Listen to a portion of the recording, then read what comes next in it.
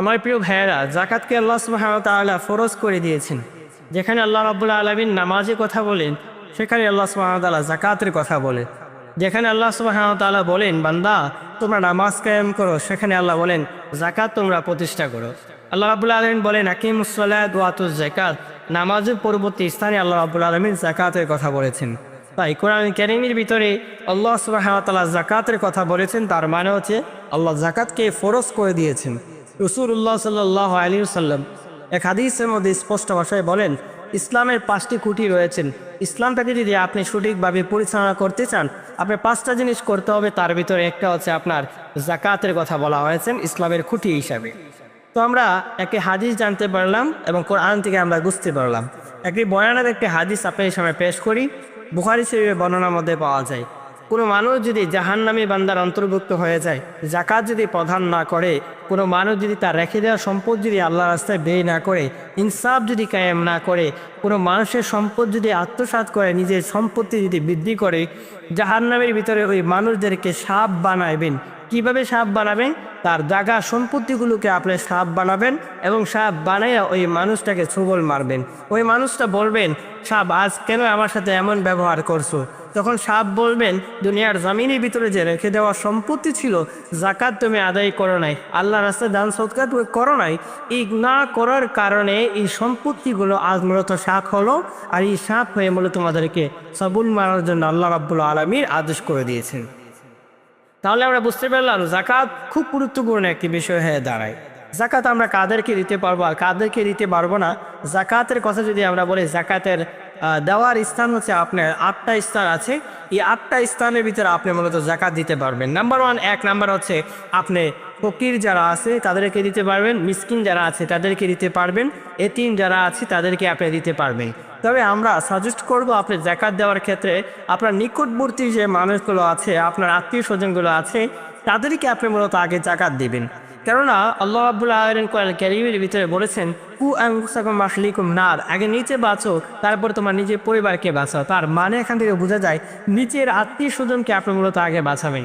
আপনার নিজের আত্মীয়র ভিতরে যারা আছে, গরিব আছে, যাদেরকে আপনি জাকাত দিতে তারা মূলত স্বাবলম্বী হতে পারবে, তারা মূলত বিপদ আপদ থেকে বাঁচতে পারবে, তাদেরকে আপনি আগে জাকাত দেওয়ার জন্য চেষ্টা করবে। আপনার নিজের আত্মীয় স্বজন যখন পেয়ে যাবে, আপনার যদি অনেক টাকা পয়সা থাকে, তাহলে আপনি ওই আত্মীয় স্বজনকে দেওয়ার পরে আপনি তাদেরকে মূলত দিতে পারবেন। নাম্বার 1 আমরা বলবো আপনি ফকিরকে দিতে পারবেন, মিসকিনকে দিতে পারবেন। তারপরে কোনো মানুষ যদি আপনার ঋণগ্রস্ত থাকে তাদেরকে আপনি দিতে পারবেন। তারপরে হচ্ছে কোনো মানুষ যদি আল্লাহ রাস্তায় সংগ্রাম করতে যায়, তাদেরকে আপনি জাকাত আদায় করতে পারবেন। তারপরে আমরা বলবো জাকাতের কথা, কোনো মুসাফির ব্যক্তি যদি থাকে তাদেরকে আপনি জাকাত আদায় করতে পারবেন। তারপরে আমরা জাকাতের কথা যদি আমরা বলি, জাকাত যে পরিচালনা করবে এই বুটের ভিতরে যদি কোনো মানুষ যদি থাকে, যেমন আমরা উদাহরণ দিই যারা মূলত পরিচালনা করে তারা, তারপরে আমরা যারা বলি জাকাতে যে রক্ষণাবেক্ষণা করে, হিসাব রক্ষক আছে, লেখক আছে ইত্যাদি, মূলত জাকাতের সাথে যারা পরিচালনার ভিতরে থাকে তাদেরকে আপনি বেতন হিসাবে আপনি দিতে পারেন। রাসূলুল্লাহ সাল্লাল্লাহু আলাইহি ওয়াসাল্লাম ইন্তিকাল করার পরে সম্ভবত ওমর রাদিয়াল্লাহু তাআলা আনহুর জামানার ভিতরে এই বাইতুল মাল থেকে একজন সাহাবীকে তিনি মূলত কি করলেন, তাদেরকে বেতন হিসাবে দিলেন। তো ওই সাহাবী বললেন যে আমাদের জন্য তো মূলত জায়েজ নয়, বাইতুল মাল থেকে আমরা মূলত বা জাকাত ফাউন্ডেশন থেকে মূলত আমরা যে টাকা পয়সা নেবো এটা আমাদের জন্য হালাল হবে না। তখন ওই সাহাবী বললেন যে না, রাসূল সাল্লাল্লাহু আলাইহি ওয়াসাল্লাম আমাদেরকেও দিয়েছেন এবং তোমরা মূলত নিতে পারবা, জাকাত মাল তোমরা মূলত নিতে পারবা। কেন? যে তোমরা জাকাতের সাথে সম্পর্কিত আছো এবং তোমরা বিভিন্ন দায়িত্বের মধ্যে সম্পর্কিত আছো। এজন্য আমরা বলবো জাকাতের ক্ষেত্রে আপনি সবচেয়ে ইম্পর্টেন্ট বিষয় হচ্ছে আপনার আত্মীয় স্বজনকে আগে দিবেন, তারপরে আপনার এতিম মিসকিন অসহায় যারা আছে তাদেরকে আপনি দেবেন। আবার অনেকে প্রশ্ন করতে পারে জাকাতের টাকা মসজিদের ভিতরে দেওয়া যাবে কিনা? না, মসজিদের ভিতরে আপনি জাকাতের টাকা দেওয়া যাবে না। এবার জাকাত মূলত আমরা কখন দেওয়া আমাদের উত্তম হয়ে দাঁড়ায়। জাকাত যদি আপনি দিতে চান, এই 3টা সময় আপনি জাকাত দিতে পারবেন। নাম্বার 1 হচ্ছে ঈদগার মাঠে যাওয়ার পূর্বে মূলত আপনি জাকাত আদায় করে ফেলবেন। যদি আপনি ঈদের আগে যদি একটা মানুষকে যদি আপনি টাকা পয়সা দিয়ে দেন, তার পরিবার পরিচালনা করতে পারবে এবং পরিবারে সুন্দর একটি পোশাক পরিধান করতে পারবে, মানে তার টাকা পয়সা যদি হয়ে যায় তাহলে তার মন গড়া মতে মূলত সব কিছু মূলত করতে পারবে, এটা হচ্ছে উত্তম। তারপর হচ্ছে আপনার ঈদের ফিতরের নামাজ পড়ার আগে দিতে পারেন, তথা নামাজ পড়ার পরও মূলত আপনি দিতে পারেন। মানে তার মানে হচ্ছে 3টে সময়।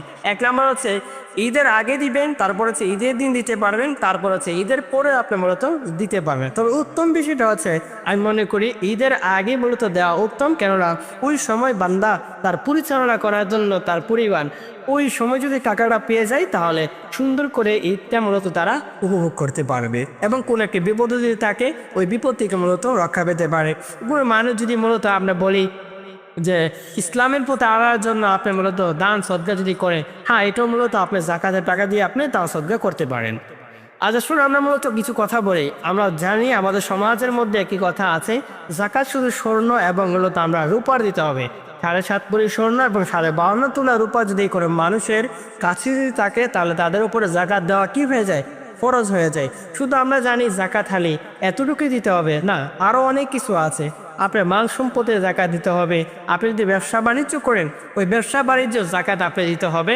তারপর হচ্ছে আপনার গরু যদি থাকেন এই গরুর মূলত আপনার জাকাত দিতে হবে, ছাগল যদি থাকেন ছাগলের মূলত আপনার জাকাত দিতে হবে। তারপরে আমরা যদি বলি ঘোড়া যদি থাকে ঘোড়ারও আপনার জাকাত দিতে হবে।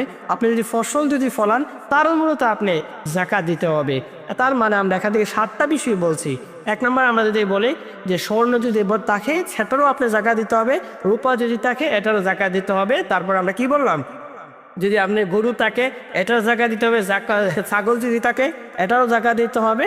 তারপরে হচ্ছে আপনার ব্যবসা বাণিজ্যের যে সম্পত্তি আছে সেটা মূলত আপনি জাকাত দিতে আদায় করতে হবে। এজন্য আমরা বলবো জাকাতটা খুব গুরুত্বপূর্ণ একটি বিষয়।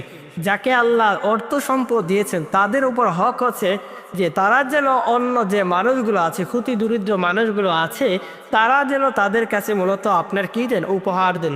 আর উপহার দেওয়া মানে এমনটা নয় যে আমার জায়গা সম্পত্তি কমে যাবে, এটা নয়। বরং রাসূলুল্লাহ সাল্লাল্লাহু আলাইহি সাল্লাম বলেন যে ব্যক্তি জাকাত দিল সে যেন তার জান এবং মালের নিরাপত্তা পেয়ে গেল। এই জন্য আমরা আমাদের নিজেদেরকে বাঁচার জন্য আমরা এই জিনিসটা খেয়াল করব যে আমরা জান মালের যদি নিরাপত্তা পেতে চাই তাহলে আমরা জাকাত মূলত আমরা সমাজের মধ্যে বাস্তবায়ন করব। জাকাত যদি আপনি দেন, আপনি ভাবছেন যে আপনার টাকা পয়সা শেষ হয়ে গেছে, এমনটা নয়। বরং ইসলাম এমনটা বলছেন আপনি জাকাত যদি দেন তাহলে আপনার সম্পত্তি আল্লাহ রাব্বুল আলামিন আরো বৃদ্ধি করে দিবেন।